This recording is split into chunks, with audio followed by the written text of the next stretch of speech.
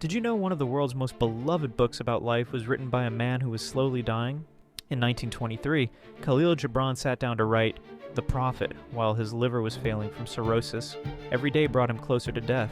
Every word he wrote came from a place of deep suffering. But here's what's remarkable.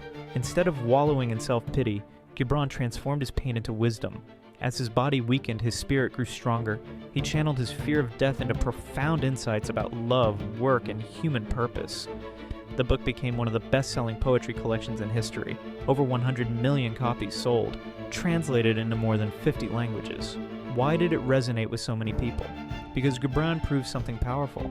Our deepest struggles can become our greatest gifts to the world. When you're facing your darkest moments, remember Gibran. Your pain isn't just personal suffering.